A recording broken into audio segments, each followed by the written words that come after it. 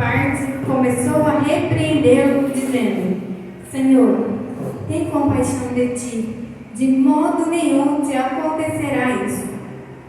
Ele, porém, voltando-se, disse a Pedro: Para trás de mim, Satanás, que me serves de escândalo, porque não compreendes as coisas que são de Deus, mas são as coisas que são dos homens. Amém? Até aí, podemos se assentar, você que pode. Eu relutei bastante com o Senhor, mas o Senhor foi tão bom comigo nessa passagem, que eu trouxe algo diferente para nós esta noite. O tema é: o inimigo é perigoso e nós temos subestimado ele. O inimigo ele é tão perigoso que ele chegou diante do Senhor, usando a vida de Pedro, que era um dos seus discípulos, que Jesus já tinha mudado o nome dele, já tinha há 3 anos já ali, andando lado a lado com Jesus. Mesmo assim, o inimigo conseguiu se apossar da alma dele e falar na mente de Pedro o que Pedro teria que falar para Jesus. Eu fico imaginando essa mensagem, essa passagem, Pedro pegando Jesus pelo braço, arrastando ele de lado, porque é isso que ele fala, tomando a parte, quer dizer que ele pegou Pedro, ele arrastou para o lado e falou assim: não, isso não vai acontecer com o Senhor, eu não vou deixar. E Jesus, nessa passagem, ele estava na mesa, na ceia com o Senhor. Ele estava falando que ele seria moído, que ele seria crucificado, que ele teria que partir naquele momento. Mas Pedro não queria essa separação. Pedro não queria o sofrimento de Jesus. Quantas vezes nós não queremos o sofrimento do outro?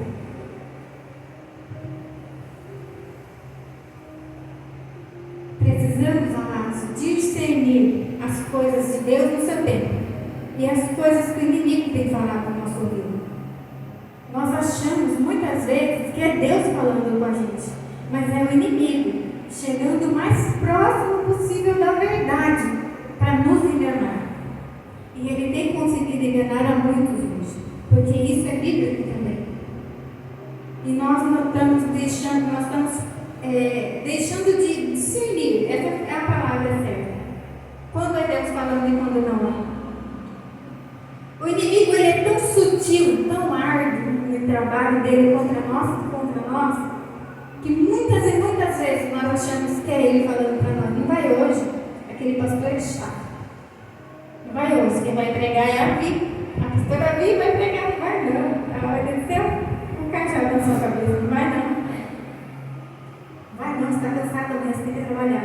Não vai não, você está com dor de cabeça, está cansada. É para o meu bem ficar em casa, não é? Eu estou cansada, vou ficar em casa, é para o meu bem. Eu já vi gente caixão de dor de cabeça, com dor na gengiva, dor no dente. Mas o Senhor falou para mim assim: olha filha, lá é lugar de restauração. Nós precisamos estar lá. Então o inimigo ele tem sido sutil na nossa mente. Ele fala assim: amanhã é outro dia. Mas nós não vivemos focados no que o inimigo vai falar. Mas ele é tão sutil, né, nisso. E o reino espiritual ele é tão real quanto isso aqui que nós vivemos hoje. Foi o que eu passei para as meninas no áudio. O reino espiritual existe antes dessa terra existir. Tudo o que acontece aqui é gerado lá, no reino espiritual. Tudo que Deus envia para cá existe lá primeiro. E nós não podemos deixar de acreditar que o inimigo pode falar aos nossos ouvidos como uma voz suave e agradável. Então nós temos que estar atentos. Uma frase que eu escutei que me incomodou demais e as pessoas têm usado muito é: não se preocupe com isso, está tudo bem. Está tudo bem. Você pecou, mas está tudo bem, vai ficar tudo bem. Não vai, gente, não é assim, não é tudo, vai ficar, não é assim, vai ficar tudo bem. E o processo de cura? E o processo? Foi igual quando eu fui arrancar os dentes, eu falei assim: é só um processo, sim. A moça falou assim para mim, ela vendeu um sonho.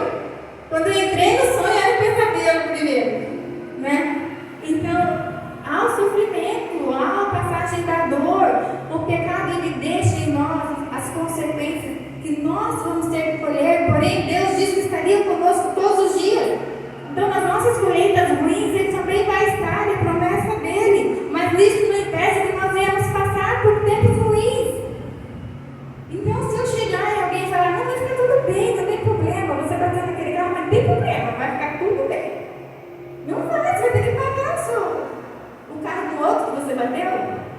resolve o livramento, mas se eu bato, eu tenho que pagar, eu tenho que assumir as minhas responsabilidades. Não é assim? Então, essa frase, vai ficar tudo bem, a gente tem que vigiar, porque o inimigo sutilmente dizendo para você, pode continuar pecando, pode continuar errando, não tem problema. Jesus o perdoou. Então, nós temos que estar muito atentos a essa vozinha do inimigo que está imitando a voz de Deus hoje em dia. Então, eu vi nitidamente nessa passagem o inimigo usando Pedro. Mas ele estava usando o cuidado de Pedro, a atenção de Pedro, a proteção de Pedro. Pedro queria o bem de Jesus, não é verdade? O que ele queria? Que Jesus não sofresse. Ele não queria que Jesus morresse. Ele não queria que Jesus fosse para a cruz. É ruim isso. Desejar que o filho da gente não sofra. Que o nosso amigo não chore. É ruim. É ruim, gente. É bom. Mas o bom nem sempre é bom. Então nós temos que estar atentos a isso. Eu escutei um testemunho de um pastor que ele falou assim: um dia um certo homem estava indo para pegar um avião, uma viagem, no meio do caminho o pneu dele furou, alguém parou e disse assim: eu troco para você o pneu. Ele trocou rapidamente o pneu do rapaz e o rapaz continuou a viagem. Quando o cara subiu no avião, sofreu um acidente e morreu. Se ele desiste de trocar o pneu, se não aparece aquela pessoa para fazer aquela bondade, ele tinha perdido o avião. E ele estaria vivo. E o que me faz pensar? Que nem toda atitude boa nossa é bom para o próximo. É bom para o outro. Principalmente nós que somos pais, né? Se a gente fizer tudo o que a gente acha que é bom para o filho, nós vamos estar ensinando, criando crianças mimadas que crescerão jovens e adultos arrogantes no futuro. Então a gente não pode dar tudo o que eles querem, mesmo que pareça bom. Uma roupa nova é bom. Não é bom dar roupa nova? É bom dar bicicleta nova? É bom, não é? Eu não gosto de presentear, mas muitas das vezes é isso que Deus faz conosco.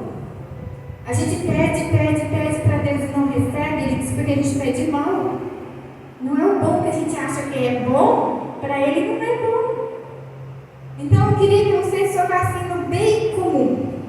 Essa é a vontade de Deus para nós. Quando Ele é um bem comum. O que significa um bem comum? Alguém sabe? É quando algo favorece a todos. É quando algo é bom para todos. Uma família, não dá para você ser egoísta dentro de uma família. Eu sou a mãe e esse pedaço da carne maior é minha porque fui eu que cozinhei, fui eu que comprei, fui eu que sofri ali na panela, 2 horas no fogão, então eu vou ficar com a melhor parte e vocês vão ficar com a outra parte. É justo? Claro que é, eu fiz tudo, mas não é bom. O senso comum é, vamos compartilhar e vamos segurar. Então, os nossos valores têm que ser também valores que beneficiem a todos. Não adianta eu querer um bem só para mim. É igual eu escutei uma vez uma irmã falando. Ela me deu carona uma vez, eu fiquei morrendo de vontade de pegar para ela na hora, mas eu engoli seco e falei: Senhor, eu vou orar. Ela me deu carona e falou assim para mim: eu não dou carona para qualquer um, porque o meu carro é para meu uso, não é para obra. Meu carro é para servir a minha família, não é para servir a obra de Deus, nem os irmãos folgados. Eu fiquei assim: Jesus, ela me deu carona e ela falou isso, porque ela falou o quê para mim? Então o carro dela não era para um bem comum, não era para servir ao Senhor. E para ela estava bom, mas não é o bom de Deus, amém? Então nós não podemos deixar sermos enganados pelo bom do mundo. O bom do mundo não é bom para nós. O que todo mundo faz não é bom para nós. Porque nós temos que andar na contramão deste mundo.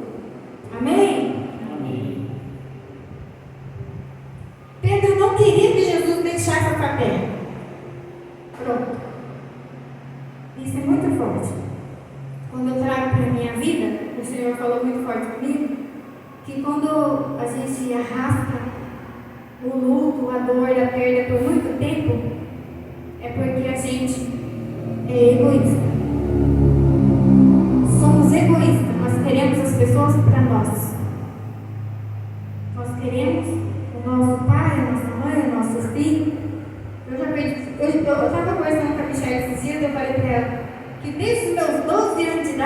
eu lido com a morte de parentes, de parentes mesmo. Morreu meu sobrinho com 4 anos de idade,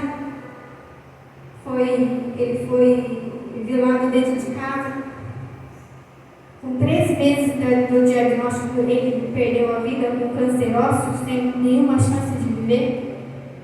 Então eu já tive que lidar com o luto muito cedo, e o Senhor tratou isso comigo.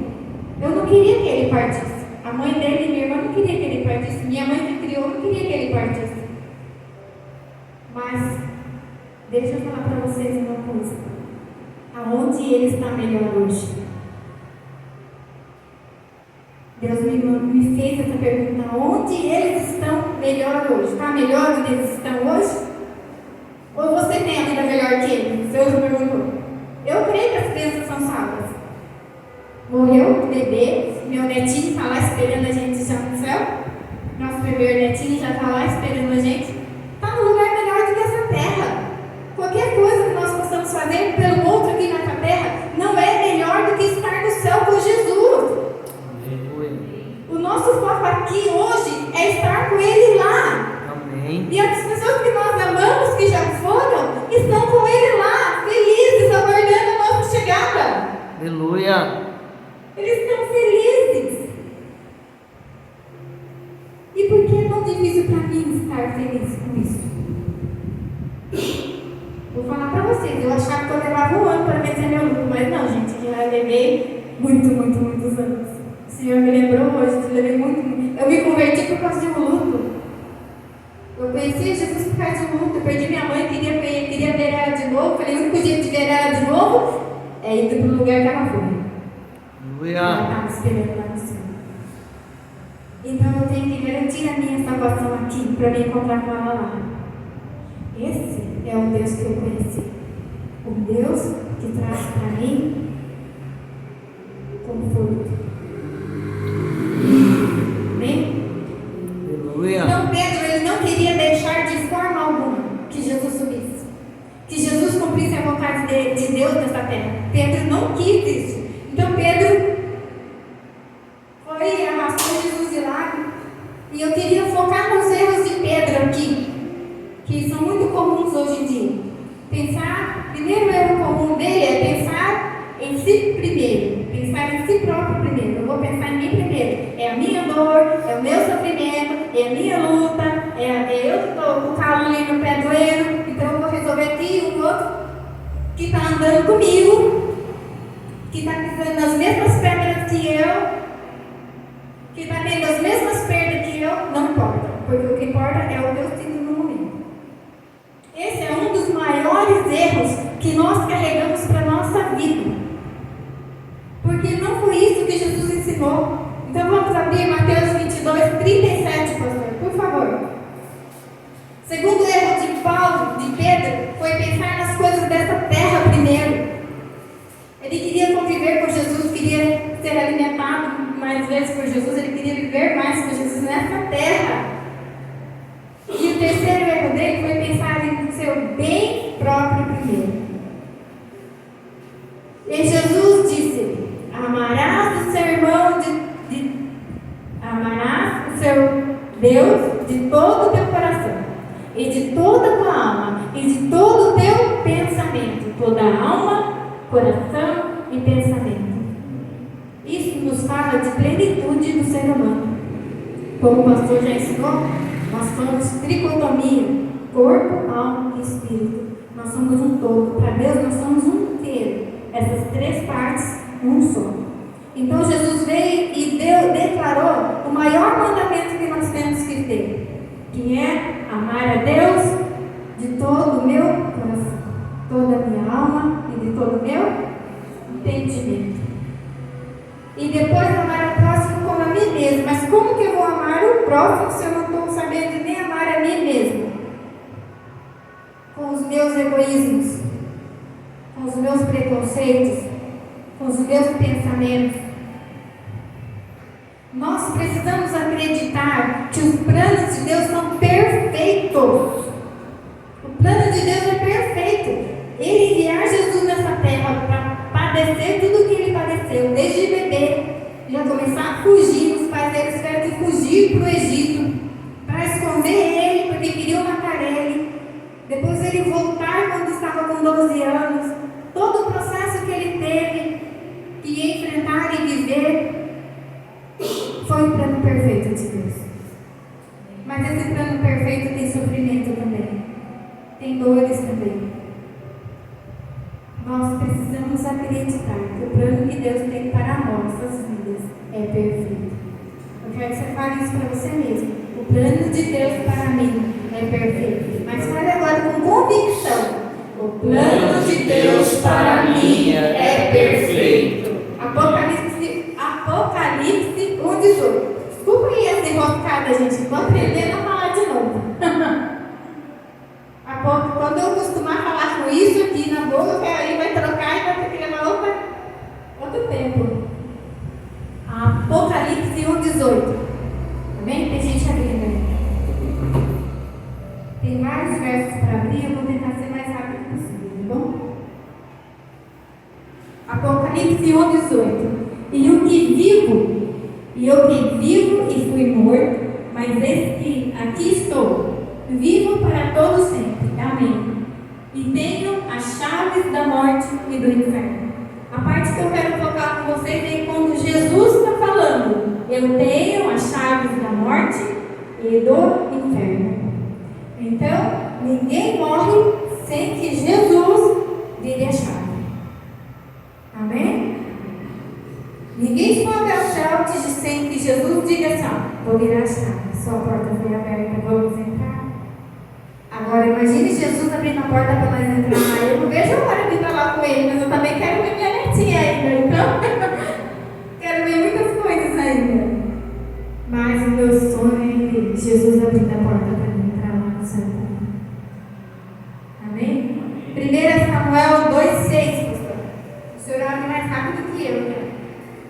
Vamos só comprovar no Antigo e Novo Testamento, porque a palavra ela não se contradiz, ela se confirma. O Senhor é o que tira a vida e a dá, faz descer a sepultura e faz tornar a subir dela. É o Senhor que dá a vida e quem tira a vida.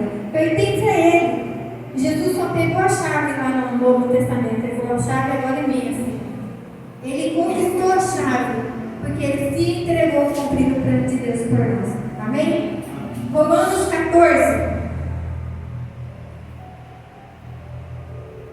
Olha a importância de não apenas aceitarmos a Jesus como Senhor e Salvador. Ora, quanto ao que está enfermo na fé, recebei, não em contendas, sobre dúvida. É isso mesmo, pastor? Romanos 14:7? Perdão, pastor, 7. O 7 é o 9. Porque nenhum de nós vive para si e nenhum morre para si. Ele está falando aí: eu não morro para mim e eu não vivo para mim. Amém? Porque se vivemos, para o Senhor vivemos. Se morremos, para o Senhor morremos. De sorte que vivamos ou morramos, somos do Senhor. Porque foi para isso que Cristo morreu e ressurgiu e tornou a viver, para ser Senhor, tanto dos mortos como dos vivos. Aleluia! Esse era o plano perfeito de Deus. Morrer por nós, que estamos vivos, e por aqueles que já foram. É por isso que ele teve que morrer. Agora imagine se ele não sobe na cruz e ele escuta Pedro. Pedro fala para ele: vai não, Senhor, vamos dar um jeito, vamos dar outro jeito. E ele foge com Pedro. O plano é cumprido? Não é. Então até o sofrimento que vem para nós, ele tem um plano propósito. Quando eu passei a primeira semana das dores na boca, eu fiquei assim: Senhor, estou focado no processo, no final desse processo, tudo vai melhorar. Estamos nessa terra passando um processo. É dolorido às vezes, é difícil, mas olha para o seu irmão do seu lado. Fala para ele: eu tenho você. Eu posso contar com você? Aleluia. Agora eu pergunto para vocês: é fácil aceitar tudo isso?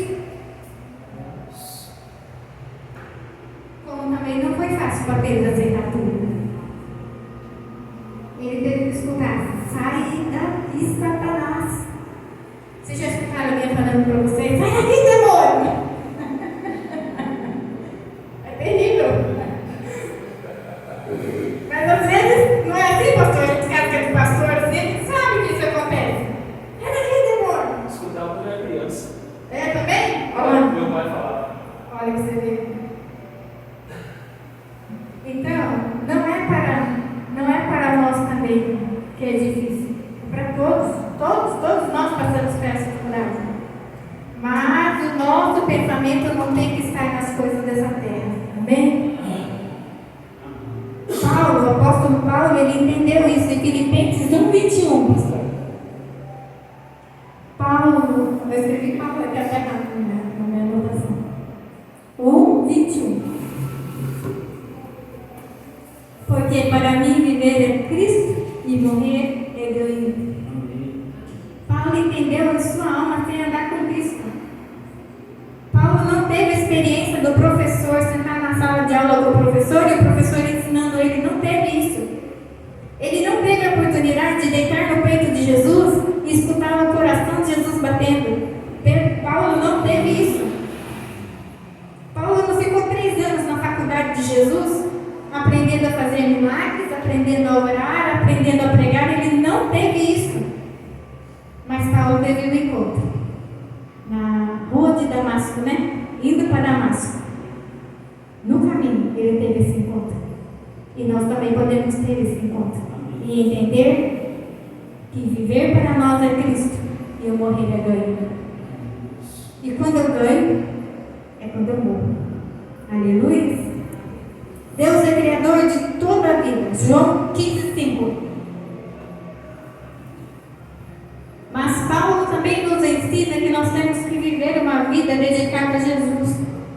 Uma vida ligada a Jesus. Daí João vem e diz para nós: eu sou a videira, vós as varas.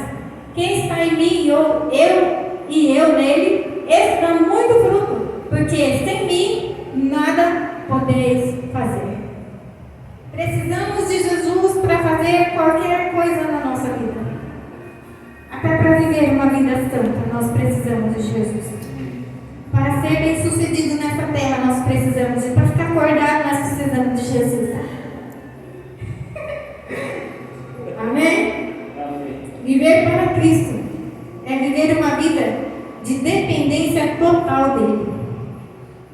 É depender de Jesus para tudo. Para tudo.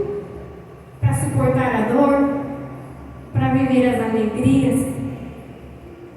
É depender de Jesus para ter um bom trabalho. É depender de Jesus para viver em família. Nós precisamos de Jesus para viver em família. Nós precisamos de Jesus para viver os prejuízos, para viver também os ganhos, os lucros. Amém? Aleluia. Nós não podemos nos colocar em primeiro plano, porque Jesus não fez isso. Então, como nós temos Ele como exemplo, se vivemos para Ele, nós não podemos nos colocar em primeiro plano. Amém? O que acontece quando nós nos colocamos em primeiro plano? Gênesis capítulo 15, pastor, conta-nos uma história muito interessante. Não falei o verso, 5. Então, o levou fora e disse: olha, agora para os céus e conta as estrelas, se pode contar. E disse assim: será a tua descendência. É 15, 5, pastor. 13. Vou botar de novo aqui. Gênesis 13, 5 ao 13. Eita glória! Eu sei que eu estou falando difícil, viu? E também Ló, que ia com Abrão, tinha rebanhos, gados e tendas, e não tinha capacidade a terra para poderem habitar juntos, porque os seus bens eram muitos, de maneira que não podiam habitar juntos. E houve contenda entre os pastores do gado de Abrão e os pastores do gado de Ló, e os cananeus e os perizeus habitavam então na terra. E disse Abraão a Ló: olha, não haja contenda entre mim e ti, e entre os meus pastores e os teus pastores, porque somos irmãos.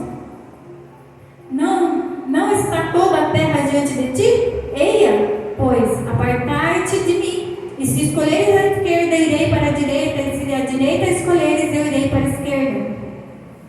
E levantou-se Ló os seus olhos. Repete comigo: os seus olhos.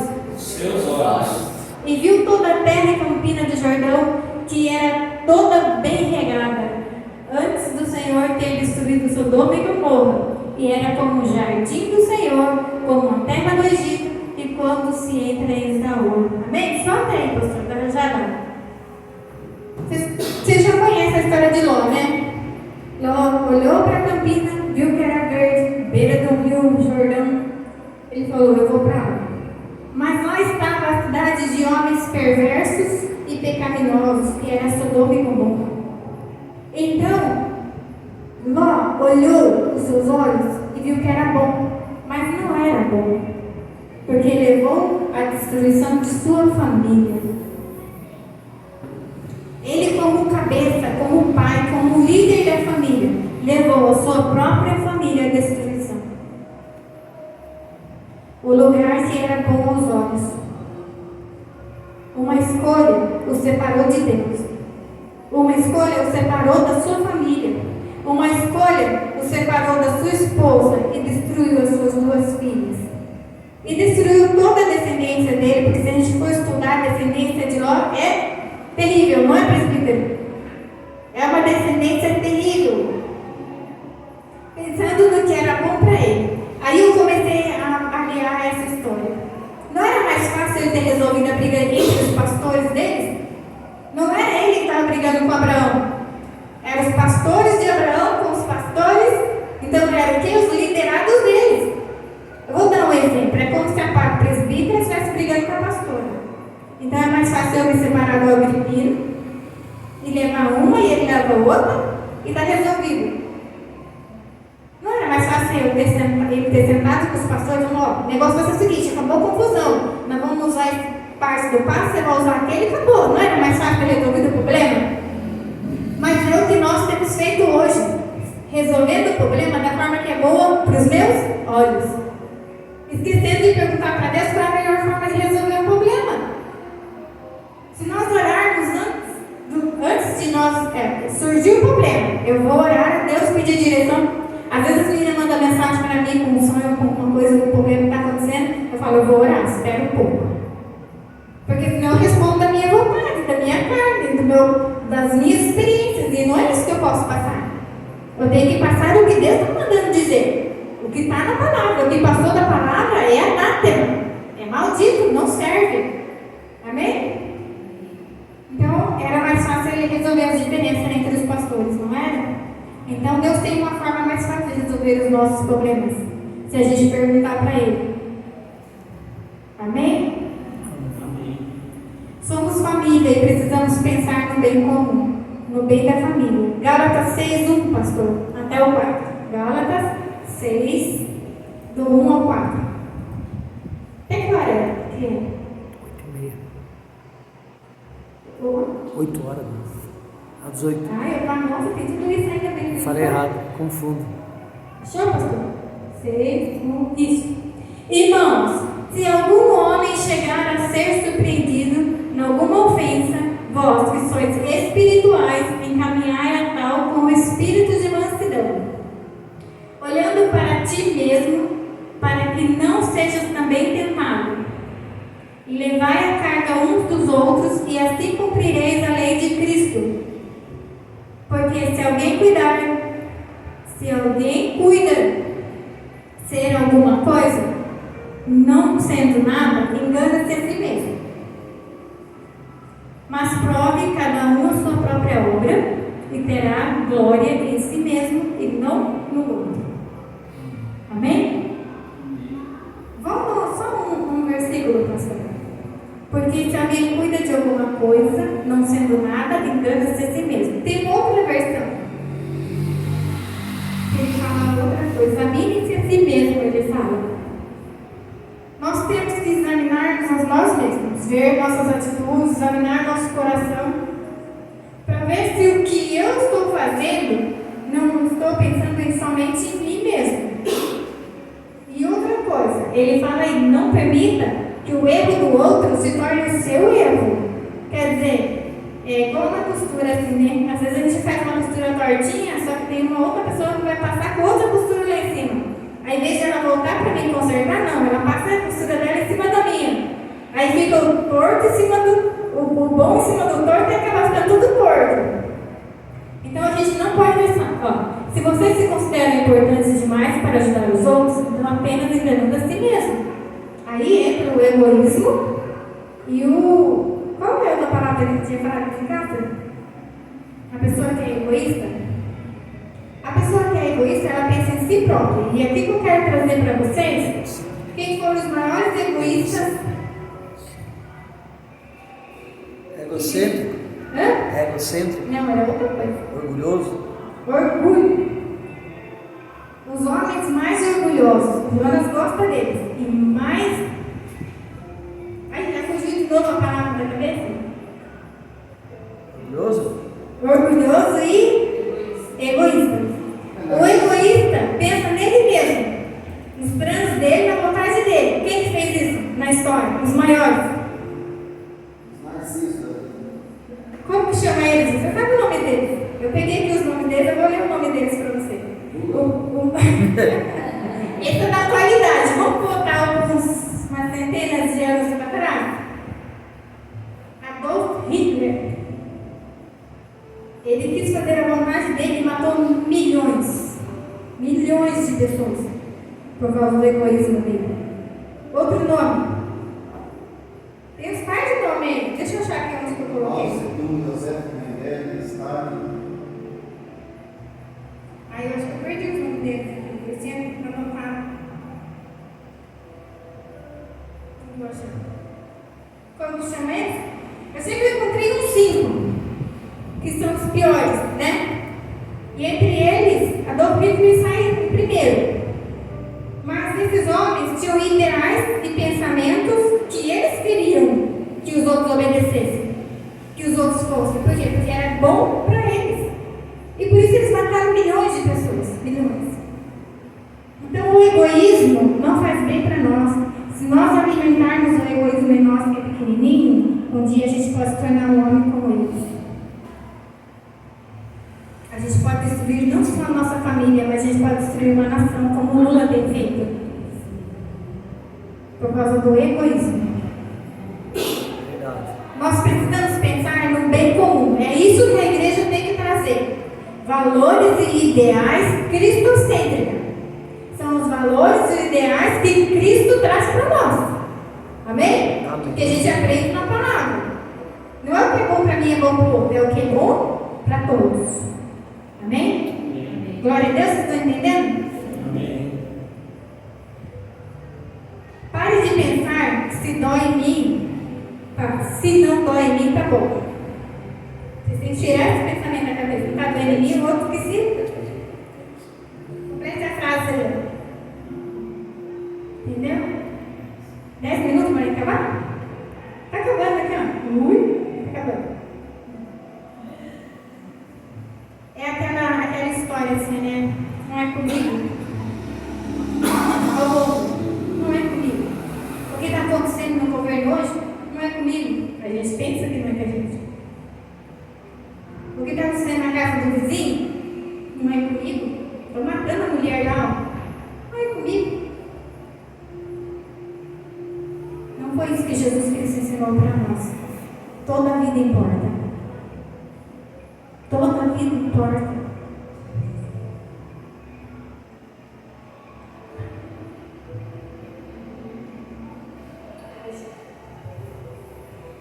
Quando somos instrumentos de cura, somos curados. O poder de Deus passa por nós, nos limpa, nos purifica, nos enche. Amém? O poder de Deus, quando a gente vai levar cura para alguém, ele passa por nós.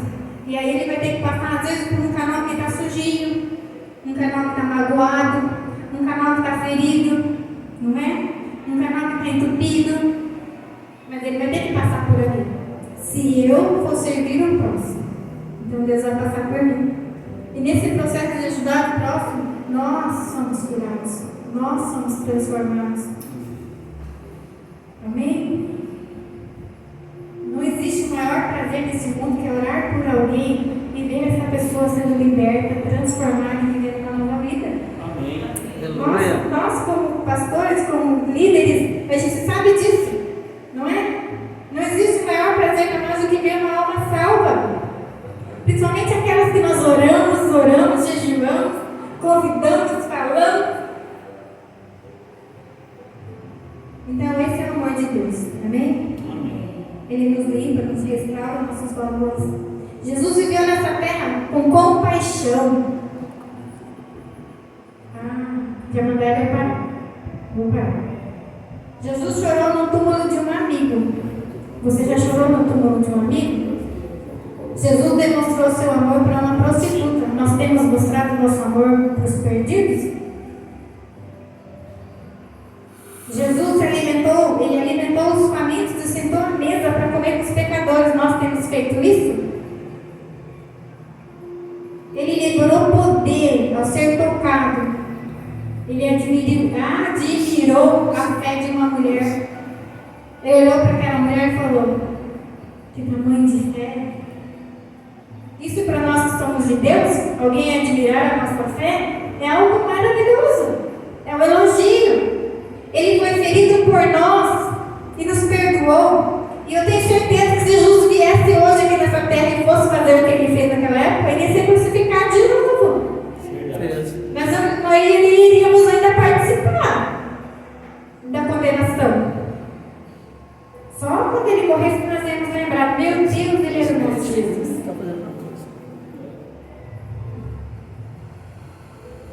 Seu propósito era salvar uma humanidade caída. E ele não pensou nele mesmo. Ele pensou em nós. Olha para o seu irmão e fala: ele pensou em você hoje. Fala para o outro: ele pensou em você hoje. Ele pensou em você hoje. Aleluia. Vamos colocar de pé? Ele pensou no bem de todos à volta dele. Até para aqueles que ainda não tinham nascido. Ele pensou em nós. Ele pensou em mim, ele pensou em você. E eu quero louvar o hino com vocês.